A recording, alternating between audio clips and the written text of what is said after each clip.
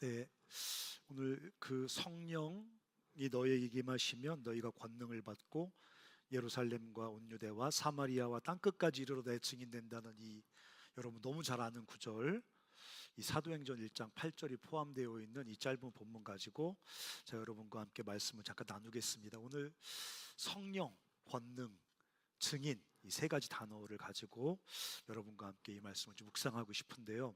오늘 이 유명한 구절은 이렇게 시작이 됩니다. 성령이 너희에게 임하시면, 이렇게 시작되거든요.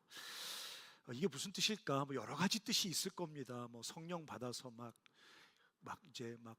특별한 권능이 경험되고 이런 걸 말하는 거겠지만, 이 사도행전 1장 8절에 성령이 너희에게 임하신다는 것은 그런 개인적인 성령 체험을 넘어서 아주 중요한 하나님의 어떤 시즌, 중요한 하나님의 시대가 열리고 있다는 것을 말하고 싶은 겁니다.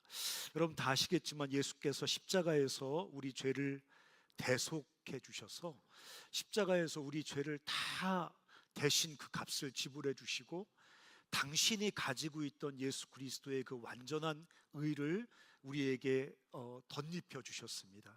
그거를 의의 교환이라고 합니다. 우리의 죄를 예수님이 가져가셔서 그 죄를 알지도 못하시는 분이 우리 대신 죄인이 되어서 십자가에 그 죄인이 받아야 될 심판을 받으셨습니다. 그리고는 그분이 가지고 있던 그 영원하고 완전한 의를 우리에게, 믿는 우리에게 주셔서 우리가 예수님 같은 의로운 존재가 되게 하셨습니다. 그래서 로마서 1장 5장 1절 같은 데 보면 예수를 믿는 자들이 예수로 말미암아 의롭게 되어서 하나님과 화평하게 되었다. 이거는 가끔 누리는 평안한 마음을 말하는 게 아니라 예수를 믿는 자들이 현재 어떤 존재가 되었는지를 말해주는 거거든요. 예수 그리스도를 믿고 그분이 우리의 죄를 대신하여 십자가에 죽으심으로 우리는 그분의 의를 갖게 되었고, 그래서 하나님과 영원히 절대적으로 화평하게 되었다. 여러분 믿으시죠? 네. 우리가 아까도 우리 정승홍 원사 말씀하셨지만 삶이 완전하지 않습니다. 네.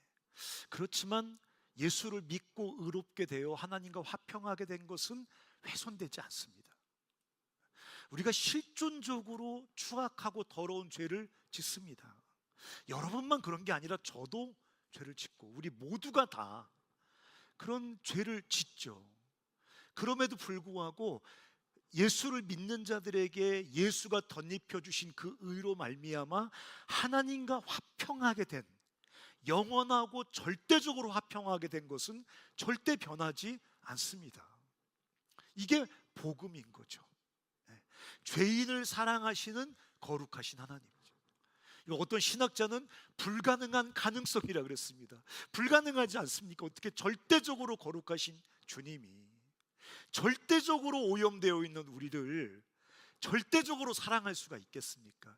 아까 화평이란 말은 우리가 그래도 비교적 괜찮을 때는 A등급의 화평을 누리고, 우리가 죄를 한 50% 지면 B등급의 화평을 누리고, 억만진창으로 살면 뒤졌다 등급의 화평을 누리고, 이런 게 아니라는 거예요. 우리가 어떤 그 삶의 실존을 경험하며 살아가든지 예수 그리스도 안에서 우리가 덧입게 된 그 의는 우리가 만들어낸 의가 아니라 예수의 절대적이고 충만한 의이기 때문에 예수를 믿는 자들이 하나님 안에 하나님과 절대적인 화평의 관계를 맺게 되었다. 근데 오늘 그 1장 8절에 성령이 너희에게 임하시면, 그리고 사도행전 2장에 성령이 임하지 않습니까?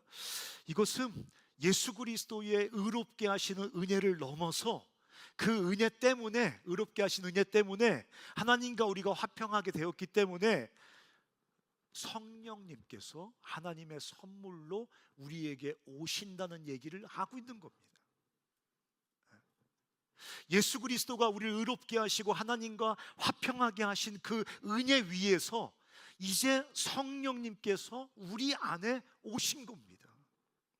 이게 얼마나 놀라운 사건이냐면 예수님께서 몸을 입고 이 땅에 오신 것은 역사 속에 들어오신 건 맞지만 역사의 한 모퉁이에 계셨던 거예요. 역사의 한 시간대에 계셨던 겁니다. 그런데 성령이 오늘 1장 8절에 성령이 너에게 임하시면 2장에 가면 성령이 마가다락방에 도래하지 않습니까? 이건 뭡니까? 우리 안에 오신 겁니다. 시공간의 제약을 다 벗어버리고 믿는 모든 사람들의 마음속에 하나님께서 성령을 통해 오신 거거든요. 우리와 진정으로 연합을 하게 되신 거란 말이에요. 그래서 이 구원 사건은 예수 그리스도의 십자가 대속을 지나서 이 성령의 우리 안에 오심을 통해서 비로소 완성이 된 거란 말입니다. 이걸 조금 더 풀어 얘기하면 뭐냐면 하나님께서 예수 그리스도 안에서 성령을 통하여 우리 안에 오신 겁니다. 우리와 삼위 하나님이 완전히 하나가 된 겁니다. 그래서 사도행전 1장 2장은 역사 속에 전혀 새로운 인류가 등장했다고 말하고 있는 거예요. 그건 뭐냐면 하나님과 삼위 하나님과 사랑으로 온전히 연합된 인류가 등장한 거예요. 여러분, 과거에 다윗도 있었습니다. 아브라함도 있었습니다. 모세도 있었습니다. 그러나 그들은 우리처럼 삼위 하나님과 연합할 수 없었습니다. 구약의 위대한 엘리야도 있었습니다. 하늘에서 불을 끌어내린 위대한 선지자였습니다. 그럼에도 불구하고 그들은 우리처럼 삼위 하나님과 인격적으로 사랑으로 하나가 되지 못했습니다. 사도행전 1장과 2장, 특히 사도행전 1장 8절 성령이 너에게 임하신다는 이 말은 전혀 새로운 하나님의 구원의 시대가 열렸다는 얘기고, 삼위 하나님께서 예수 그리스도의 십자가 은총의 근거에서 성령 안에서 우리를 찾아오셔서 사랑으로 우리와 하나가 되어 주셨다라고 말하고 있는 것입니다. 여러분, 그래서 바울이 뭐라고 말했냐면 하나님의 사랑의 깊이와 높이와 너비와 길이를 알라 그랬거든요. 바울이 뭐를 생각하고 있는 겁니까? 자기가 삼위 하나님의 사랑에 온전히 둘러싸여 있는 것을 바울이 알게 된 거란 말이죠. 성부, 성자, 성령 하나님이 사랑으로 내 삶 속에 찾아오셔서 나와 아주 작은 틈새도 없이 나와 온전히 연합하게 된 그것을 사도 바울이 깨닫고 그런 놀라운 표현을 한 거란 말이죠. 그래서 성령이 너희에게 임하시면이란 이 단어는 성령 안에서 우리가 사랑으로 삼위 하나님과 온전히 하나가 되었구나. 그런 사람들에게 권능이 나타난단 말입니다. 권능. 오늘 성령이 너희에게 임하시면 너희가 뭐를 받아요? 권능을 받습니다. 그렇게 성령을 통해 하나님이 우리와 온전히 하나가 되면 우리 삶에 하나님이 부어주시는 권능이 나타난단 말이에요. 이 권능이 뭘까요? 사도행전 2장에 많은 사람들이 이 권능을 뭐라고 설명했냐면 방언 같은 초자연적인 능력이라고 생각했습니다. 사도행전 2장의 방언은 아따따 까따따 방언이 아니잖아요. 갑자기 모르던 말을 막 하는 겁니다. 어떤 사람이 일본말로 막 복음을 말하는 겁니다. 어떤 사람이 중국말로 막 복음을 말하는 겁니다. 어떤 사람이 막 인도네시아 말로 복음을 말하는 겁니다. 배운 적도 없는 사람이. 그러니까 성령이 너에게 임하시면 너희가 권능을 받는다고 말할 때 그 권능이라는 것은 이런 초자연적인 능력, 방언 같은 초자연적인 능력이 우리에게 임하는 거겠구나라고 생각을 했습니다. 또 어떤 사람들은 권능을 받으면 너희가 증인이 될 거라고 얘기했으니까 복음을 증거하려고 할 때 이 증인들에게 경험되어지는 내적인 담대함, 그래서 우리가 전도로 나갈 때 성령 충만을 막 구하잖아요. 성령이 너에게 임하시면 권능, 그 담대함이 경험되어지는구나. 안 믿는 사람과 얘기할 때 막 술술술 복음을 설명할 수 있는 하늘의 지혜가 경험되어지는구나. 이렇게 전도자들의 어떤 내적인 능력, 그런 게 권능이라고 생각하는 사람도 있습니다. 근데 오늘 성령이 너에게 임하실 때 우리가 경험하는 이 권능이라는 것은 그런 게 아니라, 여러분 사도행전 1장 보십시오. 6절에 보면 이스라엘 백성들의 관심사는 뭐예요? 주님, 이스라엘 나라를 회복하심이 언제입니까? 부활하신 주님을 만나니까 드디어 우리 이 나라, 이 이스라엘 나라를 이 로마의 압자에서 드디어 지금 회복시키시는 겁니까? 물어보잖아요. 이스라엘 사람들의 이 이스라엘 나라의 회복은 결국 나의 회복이거든요. 자아의 확장이 이스라엘이니까 그 자기에게 관심이 있어요. 나를 회복하심이 지금입니까? 주님 부활하신 거 보니까 내가 드디어 이제 회복되는 겁니까? 이렇게 물어본단 말이에요. 여러분 또 10절도 한번 읽어보세요. 10절 한번 읽어볼까요? 시작.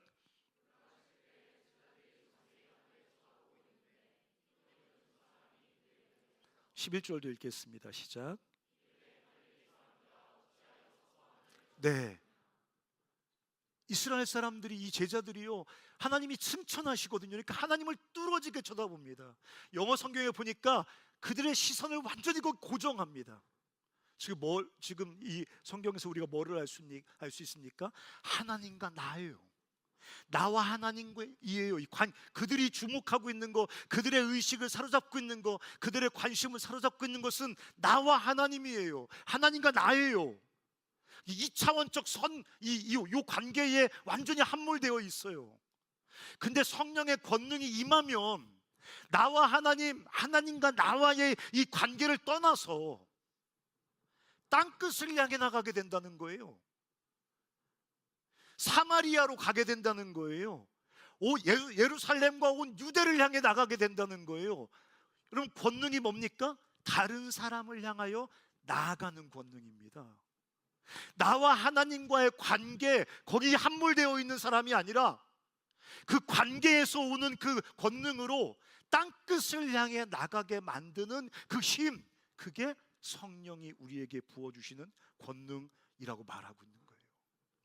여러분, 아주 많은 사람들이 성령에 권능하면 여전히 하나님과 나와의 관계를 생각합니다. 주님, 내게 더 복을 주시옵소서, 더 충만함을 주시옵소서, 더 감격을 주시옵소서, 더 초자연적인 방언과 능력을 주시옵소서라고 말하는데, 성경은 전혀 다른 얘기라는 거예요. 성령이 너에게 임하시면 너희가 권능을 받게 될 텐데, 그러면 너희는 땅끝을 향해 가게 될 것이다라는 거예요. 여러분, 성경에 말하는 인간은 물론 이제 하나님의 사랑받는 하나님의 자녀로서의 인간도 나오지만, 하나님 바깥에 있는 인간은 죄로 인해 죽은 인간이거든요. 죄로 인해 죽어 있는 인간, 바꿔 말하면 죄로 인해 죽음을 사는 인간. 지금 사는데 죽음이에요. 죽음을 사는 거예요.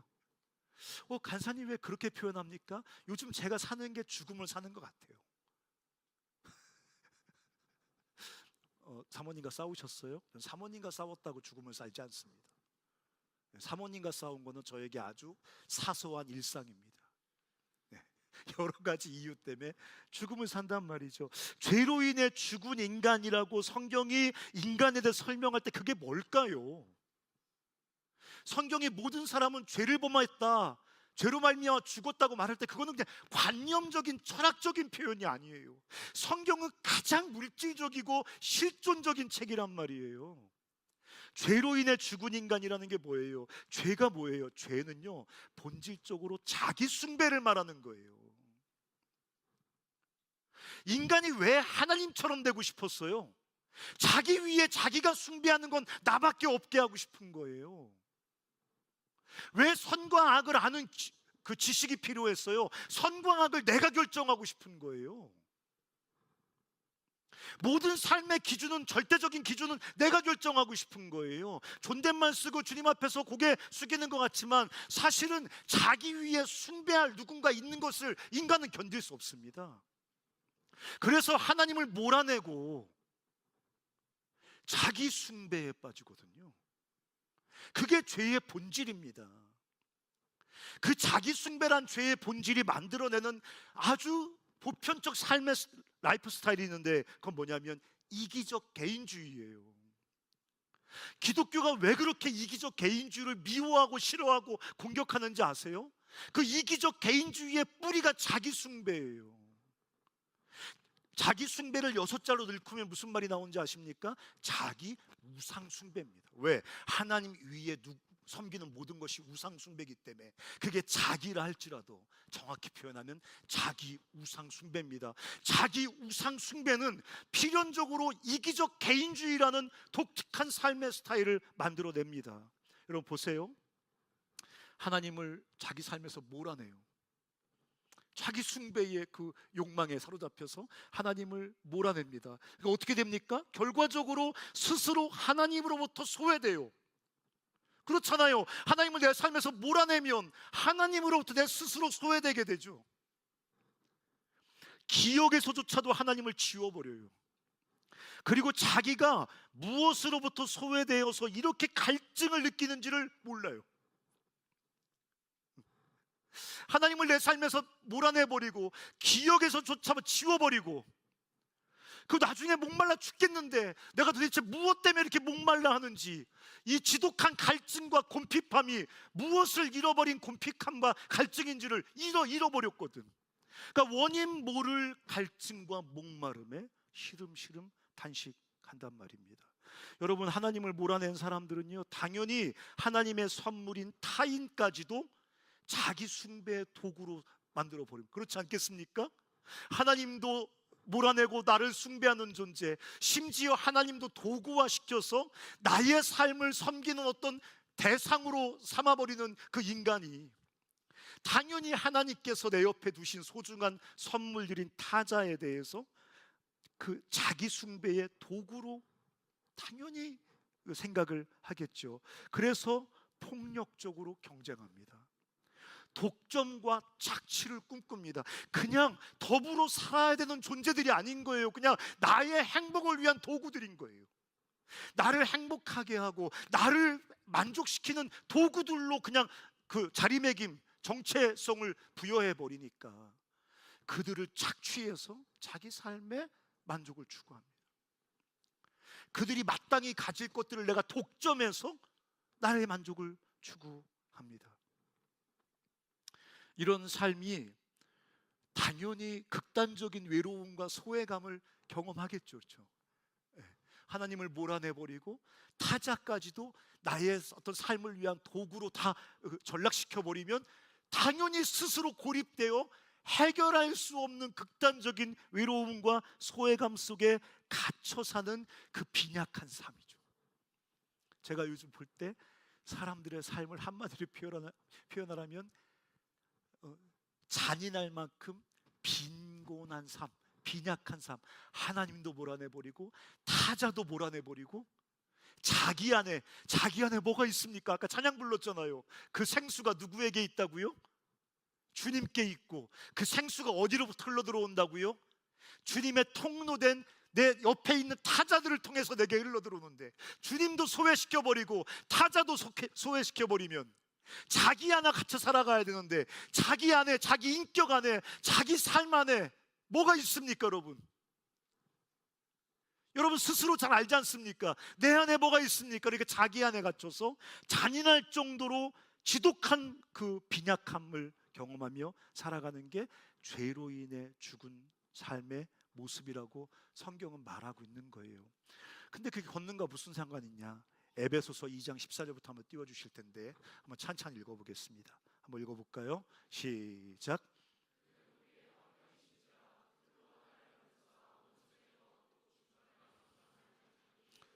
(15절도) 같이 띄워주세요. 14절 띄워주세요. 네, 14절 여기 써 있잖아요. 있죠? 그는 우리의 화평이신지라. 이거는 하나님과 우리 화평을 말하는 게 아니에요. 재밌지 않습니까? 예수 그리스도의 십자가 구원하러 우리에게 오신 주님께서 그는 우리의 화평이신지라 말할 때는 당연히 하나님과 우리 화평을 말해야 되는 거 아니에요? 근데 주님은 그 화평을 말하고 있는 게 아니에요. 저기 지금 하나님은 다른 사람과 나의 화평을 말하는 거예요. 보세요. 뒤에 한번 읽어볼까요? 둘로 시작.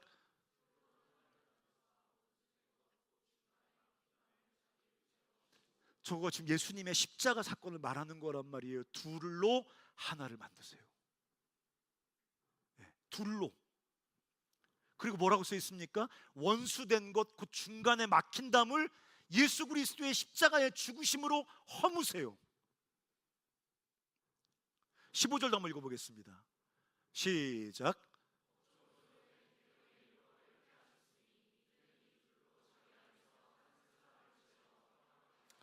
이 둘로 자기 안에서 한 세 사람을 짓습니다. 지금 이 에베소서가 쓰여질 때는 이방인과 유대인이 하나가 될 수 없는 철천지 원수처럼 살았는데, 화해가 불가능했는데, 예수 십자가의 은혜가, 예수 십자가의 피가 중간에 막힌 덤을 허물어 버리고 한 세 사람을 만들어 버렸어요. 여기도 좌우 있죠. 좌우. 여기 김어준 쇼 맨날 보는 극좌 있으시죠? 여기 또 맨날 극우 유튜버 보는 극우들 있으시죠? 여러분 조심하시기 바랍니다. 이미 우상 숭배의 선에 넘어가 있을 수 있을 거예요. 그리스도 안에서 그리스도의 피가 그 막힌 담을 허물고 둘을 하나로 만드신다는 거예요. 화평하게 하신다는 거예요. 자, 16절도 한번 읽어보겠습니다. 그 다음 절 한번 읽어볼까요? 시작. 여기 써 있잖아요. 십자가로 이 둘을, 이 원수된 둘을, 교제할 수 없는 둘을, 이 서로 혐오하고 증오하는 이 둘을 한 몸으로 만들어서 누구와 화목해요? 하나님과 화목해요. 이게 기독교예요. 기독교는 나와 하나님과 화목하는 게 아니에요. 이 둘, 하나가 될 수 없는 이 둘, 화해할 수 없는 이 둘을 예수 십자가의 피로 하나로 만들어서 하나님과 화목하게 만드는 거예요. 우리가 서로 화목하지 않기 때문에 하나님과 화목됨을 경험하지 못해요. 우리가 막 주님과 화목됐습니다. 그런데도 왜 주님과 화목된 것이 내 안에 실존적으로 경험되지 않습니까? 서로와 화목되지 않거든요. 오늘 지금 제가 권능을 얘기하고 있는 거잖아요. 권능은 뭐예요? 십자가의 권능은 뭐예요? 성령의 권능은 뭐예요? 사랑할 수 없는 사람과 예수 그리스도의 십자가의 능력으로 하나 되는 게 권능이에요.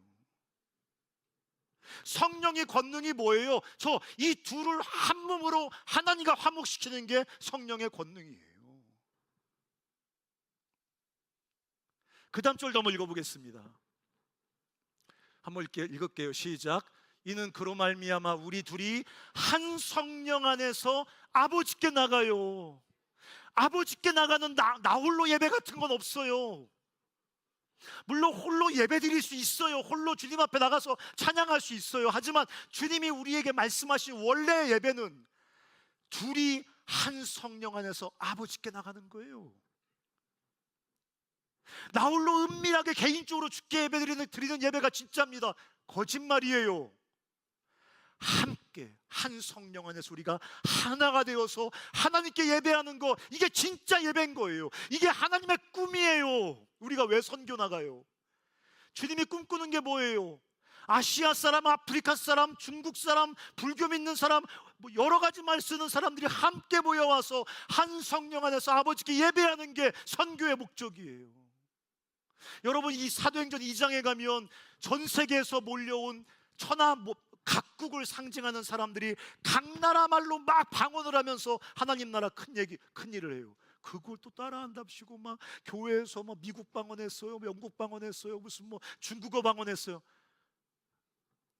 그러라고 지금 사도행전 2장에 있는 게 아니라, 언어가 다르고 문화가 다르고 인종이 다르고 삶의 스타일이 다른 사람들이 다 함께 모여서 한 성령 안에서 아버지께 나아감을 얻게 하려 함이라. 이게 기독교예요. 기독교. 그래서 성령이 너에게 임하시면 너희가 권능을 받을 텐데, 권능 받은 사람들은 땅끝을 향해 나간다 이거. 여러분, 예루살렘과 온 유다 사마리아 땅끝 나간대요. 예루살렘이 뭡니까? 예수 못 박은 사람들입니다. 한 달 전까지만 해도 예수를 십자가에 못 박은 사람이 예루살렘 사람들입니다. 유대인들입니다. 그들에게 가는 겁니다. 복음 들고. 사마리아가 누굽니까? 증오와 혐오의 대상입니다. 근데 성령의 권능이 임하면 막힌 담을 넘어서 거들에 갑니다. 땅끝은 뭐를 상징하는 겁니까? 무관심의 극이죠. 극. 유대인들은 땅끝을 향해 관심이 없거든요. 존재한다고 생각을 아예 안 하거든요. 무관심의 그 장벽을 넘어서 거기까지 성령의 권능이 임하면 그 낯설고 무관심했던 사람들에게 하나님께서 주신 마음이 생긴다는, 그게 성령의 권능이에요. 성령의 권능. 그 다음 절도 한번 읽어보겠습니다. 자, 한번 이거 재밌죠? 21절 같이 한번 읽어볼까? 21절 읽어보겠습니다. 시작. 여기 보세요. 여러분, 성전, 그의 안에서 건물마다 서로 연결하여 주 안에서 성전이 되어갔으면 좋겠다. 이게 22절은 같이 한번 읽어볼까요? 시작. 너희도 성령 안에서 하나님이 거하실 처소가 되기 위하여 그리스도 예수 안에서 함께 지어져 가는, 하나님이 정말 짓고 싶은 성전이 어떤 겁니까? 온갖 다른 문화와 언어와 그 민족의 사람들이 모여서 함께 지어져가는, 함께 그리스도 예수 안에서 하나님이 거하실 처소, 그 성전을 지어가는 걸 주님께서 갈망하신다는 얘기예요. 그러니까 권능은 뭡니까? 그들을 향해 나가는 겁니다. 이웃을 향해 나가는 겁니다. 내가 손가락질하고 경멸하던 사람을 향해 나가는 겁니다. 낯선 사람을 향해 나가는 겁니다. 권능이 뭡니까? 무관심한 사람들에게 관심이 생기는 겁니다. 아까 승민이 그 중국 북경이냐? 어디? 광저우가 쟤랑 무슨 관계가 있어요? 제 미원애거든요. 미원 리인가? 승민아, 미원 면이냐? 승급했구나. 저 미원 저기 승민이 잘 알아요. 저 미원 완전 깡촌. 거기 사는 애가 광저우랑 무슨 상관이 있습니까? 그 보안국가 광저우가. 근데 광저우에 관심이 생기고 그들을 향해 중요한 시간과 재정을 쏟아부어서 거기에 간단 말이에요. 그게 뭐예요? 성령의 권능이라는 것입니다. 모든 담을 허물고 사랑으로 하나가 되어 주님의 성전으로 함께 지어져 가게 하는 능력. 어떤 다름과 차이, 갈등과 긴장에도 불구하고 그것을 이기고 하나 되게 하시는 그 확신과 열정, 용기와 용서, 구체적 도전과 행동이 성령의 권능이에요. 여전히 나와 하나님, 하나님과 나와 이 2차원적 선의 관계 속에 함몰되어 있는 거, 성령의 능력이 전혀 없는 겁니다. 오직 자기 안에 함몰되어서 하나님이란 어떤 도구, 효과적인 도구를 통해서 내 삶을 숭배하고 싶은 그 삶, 아직도 한 발자국도 참된 삶에 접근하지 못한 겁니다. 근데 그렇게 죽어있는 인생들에게 성령이 오셔서 권능이 작동하기 시작하면 자아에서 일어나서 하나님과 함께 사마리아와 땅끝을 향해 걸어가게 된다는 것입니다. 그렇게 권능을 받은 이 예수 그리스도의 제자들이 복음을 전하고 섬겼더니 사도행전 2장에 보면 낯선 공동체가 하나 세워집니다. 그게 교회입니다. 물론 교회라는 게 구약 성경에도 교회의 그림자가 있었죠. 이스라엘 공동체도 있었으니까. 하지만 정말 삼위 하나님과 온 삼위 하나님 안에서 함께 하나님 거하실 처소로 지어지는 진짜 교회는 여기서 탄생한 것입니다. 그들이 나가서 성령을 받고 성령의 권능을 입은 사람들이 가서 복음을 전하니까 거기에 낯선 하나님 나라 공동체가 세워지게 시작한다는 겁니다.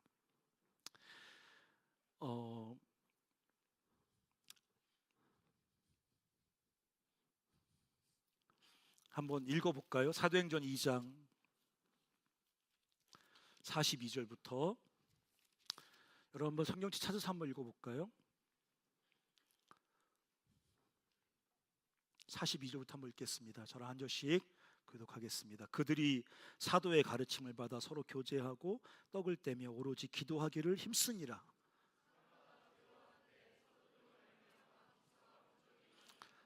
믿는 사람이 다 함께 있어 모든 물건을 서로 통용하고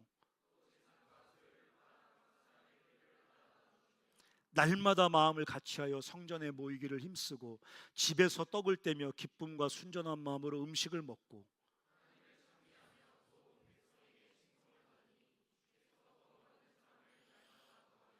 네, 짧게 얘기하면 그 성령을 받아서 사람들에게, 전 세계에서 온 사람들에게 베드로가 설교를, 복음을 전하기 시작하니까 거기 하나님 나라 공동체가 창조되기 시작한단 말이에요.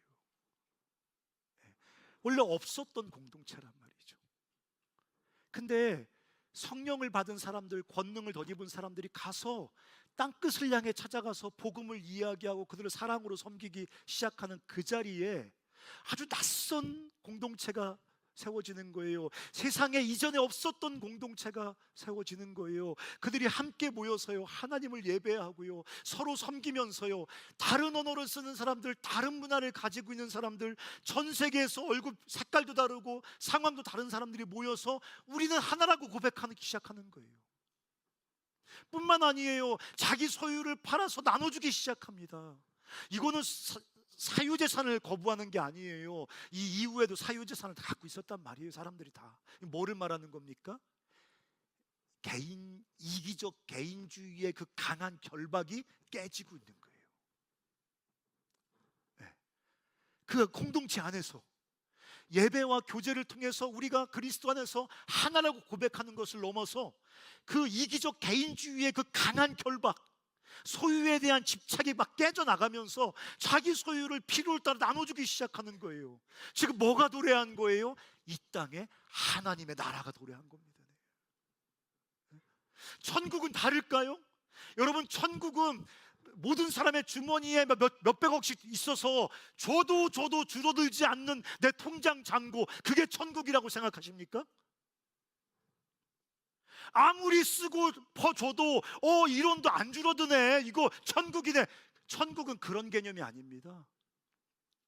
서로가 서로의 것을 온전히 나누어서 우리 모두 다 하나님의 풍성함을 경험하는, 그게 천국이란 말이에요. 지금 이 예루살렘 땅에 40일 전에 예수를 죽였던 이 비참한 로마의 압제 아래 신음하는 이 세상의 한복판에, 물리적인 시간과 한 장소에 하나님의 나라가 도래한 것입니다.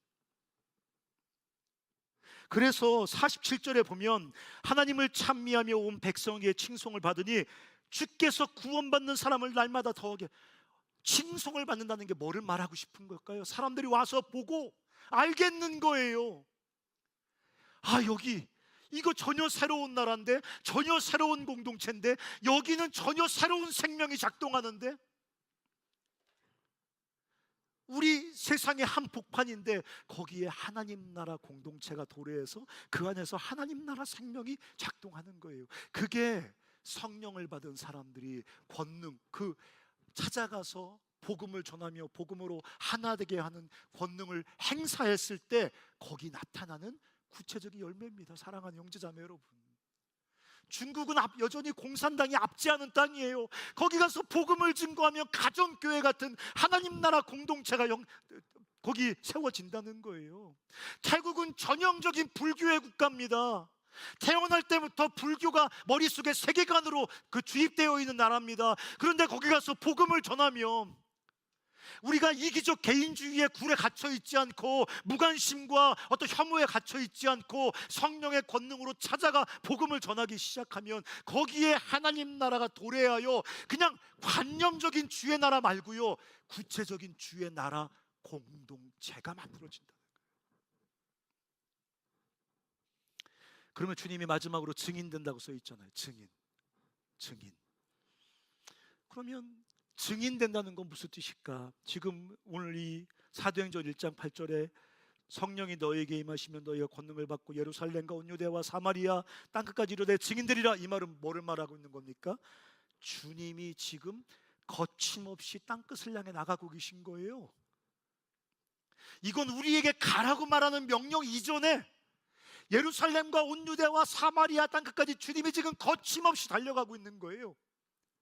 예루살렘 어떤 곳이라고요? 40일 전에 그분을 십자가에 못 박은 그 사람들이 모여있는 땅, 그 반역과 그 배신의 땅이잖아요.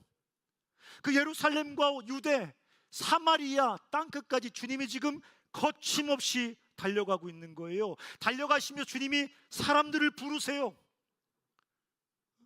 여러분, 주님의 부르심은 그냥 손짓이 아니라 구원하시는 부르심이거든요. 살려내시는 부르심이거든요. 예루살렘부터 땅끝을 향해 나가면서 하나님께서 사람들을 부르시잖아요. 사도행전 3장에는 성전 문 앞에서 평생 앉은뱅이로 구걸하는 절망의 인생을 불러 구원하세요. 사도행전 9장에는 평생 예수의 적대자, 교회의 적대자, 스스로 죄인 중에 괴수라고 말했던 사울이라는 그 적대자를 불러내세요. 귀신 들린 사람을 불러내세요. 죽어있는 사람을 불러내세요. 주님이 땅끝을 향해 거침없이 달려나가시면서 수많은 사람들을 구원으로 불러내신다고요. 그리고 가는 곳마다 공동체를 세우세요. 예루살렘 교회를 세우세요. 안디옥 교회를 세우세요. 빌립보 교회를 세우고, 주님이 달려가는 곳마다, 사람들을 불러내는 곳마다 거기 하나님 나라가 도래해요. 모든 곳에 핍박이 있었거든요. 모든 곳에 반발이 있었거든요. 적대적인 분위기가 있었거든요. 근데 주님이 달리시면서 부르시는 곳곳마다 하나님 나라가 도래하여 이 땅에 공동체가 세워지는 걸 막지 못해요. 우리 여기 지금 왜 있어요? 주님이 여기까지 달려오신 거예요. 여기까지 오셔서 우리를 부르신 거예요. 그래서 우리가 여기 하나님 나라 공동체를 세워서 우리가 주님을 함께 예배하고 있잖아요. 여러분, 우리가 증인된다는 게 뭐예요? 우리가 곧 그분의 다름질이에요. 우리가 곧 그분의 부르시는 그분의 손짓이에요. 우리의 삶이, 우리의 헌신이, 우리의 도전이, 우리의 믿음의 행동이 이 땅에 당신의 몸을 세우시는 그분의 일하심이에요. 우리 안에 오신 삼위 하나님이 우리를 통해서 땅끝을 향해 달려나가시고 부르시고 당신의 몸인 공동체를 세워 가신단 말이에요. 여러분, 우리가 여기 와 있는 2000년 역사, 주님의 다름질 역사 속에 그분이 직접 부르신 게 어디 있어요? 항상 당신의 사람들, 당신의 백성들, 우리 같은 당신의 종들을 통해 주님이 여기까지 달려오셨고, 그들의 삶을 통해, 헌신을 통해 우리를 불러내셨고, 그들의 수고와 애씀을 통해서 이 땅에 하나님의 교회 공동체를 세우셨단 말이에요. 그래서 오늘 우리가 읽은 이 성경을 성령 행전이라고 그러지 않아요. 성령이 달리시고 성령이 부르시고 성령이 세우신 건데, 이걸 성령 행전이라고 부르지 않고 사도 행전이라고 부릅니다. 왜? 하나님의 일하심이 우리의 삶과 이렇게 뒤엉켜 있거든요. 뭐라고 표현하기가 애매해요. 하나님의 그 보이지 않으시는 하나님의 일하심과 우리의 보이는, 그러나 불완전하지만 우리의 헌신과 순종이 이렇게 뒤엉켜 있어서, 이것을 통해서 이 땅에 하나님께서 당신의 역사를 이루어 가신다는 것입니다. 여러분, 여기 이제 선교를 결정한 분들 중에, 아직 고민하고 있는 분들 중에 그런 생각을 하실 분들이 계실지 모르겠어요. 우리가 가서 복음을 말하는 게 무슨 의미가 있습니까? 말도 잘 못하고 영어도 잘 안 되고, 네. 영어 잘 안 되죠, 그렇죠? 요새 이제 통역기가 잘 나와서 뭐 말도 잘 안 되고 영어도 잘 안 되고 부족한 우리가 가서 복음을 말하는 게 무슨 의미가 있습니까? 이렇게 생각할 수 있는데, 여러분, 우리가 전하는 이 복음, 하나님 말씀은 어떤 소리가 아니에요. 어떤 정보가 아니에요. 우리가 정보를 주는 게 아니에요. 야, 예수 믿으면 왜 좋은지 그 정보를 가서 주는 게 아니에요. 하나님 말씀, 하나님의 복음은 하나님의 행동이에요. 하나님 말씀은 하나님의 행위예요. 그래서 창세기 1장에 보면 빛이 있으라 하시니 빛이 있어요. 우리의 말은 그냥 사운드예요. 우리의 말은 어떤 인포메이션에 불과해요. 근데 하나님 말씀은 어떤 사운드나 인포메이션이 아니에요. 그건 하나님의 액션이에요. 하나님의 일하심이에요.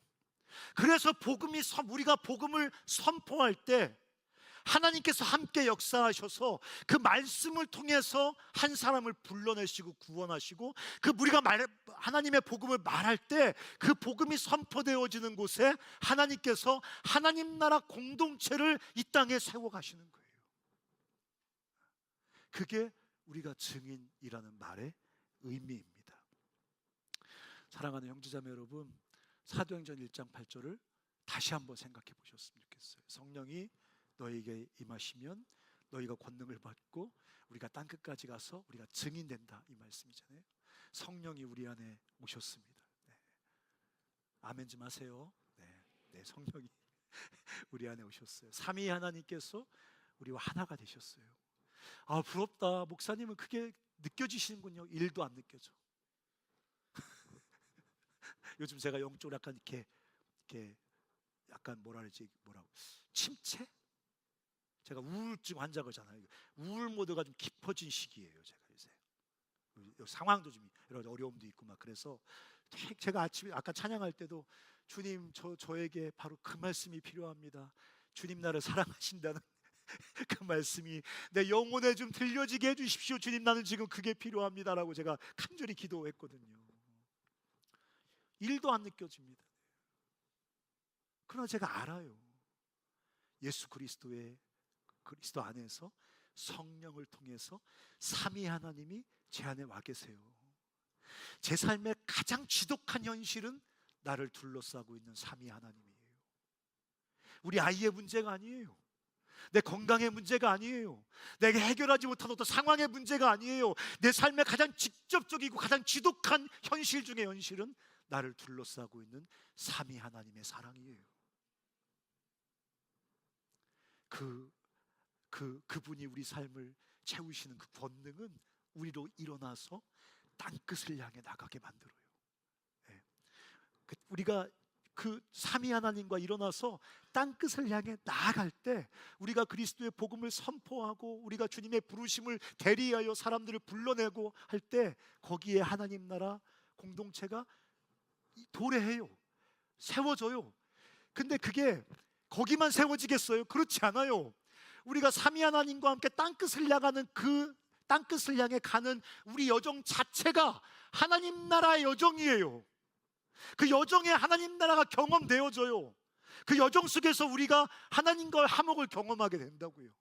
그래서 사랑하는 형제자매 여러분, 제가 권하고 싶어요. 방학 때마다 단기 선교 나가세요.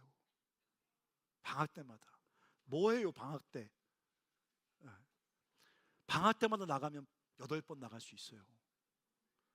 2주씩 8번 나가면 16주예요. 거의 스틴트예요. 그 정도면. 단기 선교 기회가 되면 나가시기 바랍니다.